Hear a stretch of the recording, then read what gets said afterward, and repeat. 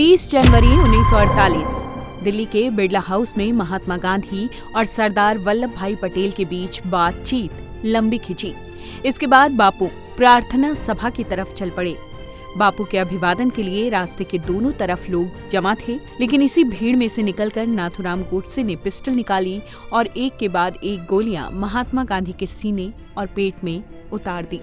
उनके मुंह से आखिरी शब्द निकले, राम, और गांधी का बेजान शरीर नीचे गिरने लगा।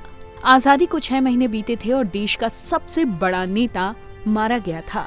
ये गांधी की हत्या का दिन था, जिसे बाद में शहीद दिवस करार दिया गया। और इसी के अगले दिन उस स्थल की भूमिका सामने आई जिसे राजघाट के नाम से जाना गया। लेकिन बापू के समाधि स्थल राजघाट को लेकर संसद में खूब हंगामा भी हुआ था। चलिए जानते हैं इसके पीछे की वजह क्या थी। बापू की अंत्येष्टि के काफी बाद में राजघाट समाधि स्थल में बदला। हुआ यूं कि राजघाट का डिजाइन तैयार करने के लिए प्रसिद्ध अमेरिकी आर्किटेक्ट फ्रैंक लॉयड राइट से संपर्क किया गया, लेकिन इस प्रस्ताव को आगे नहीं बढ़ाया गया क्योंकि संसद में विपक्ष ने हंगामा काटा।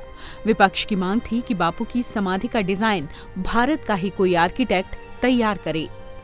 संसद में इस हंगामे के बाद नेहरू ने अपने विचार वापस लिए। फिर 1956 में ये जिम्मेदारी वानुजी भूपा को सौंपी गई। भूपा ने इसके निर्माण की जो रूपरेखा तैयार की वो बेहद साधारण और सादगी भरी थी।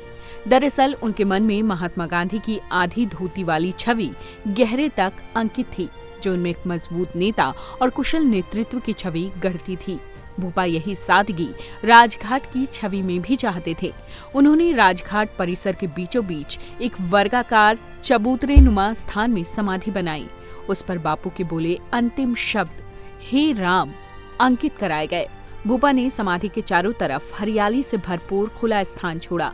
इस परिसर की लैंडस्केपिंग मेरठ में जन्मे एंग्लो इंडियन एलिश पर्सी लैंगस्टर ने की थी। उस समय वो भारत सरकार के बागवानी विभाग से जुड़े हुए थे।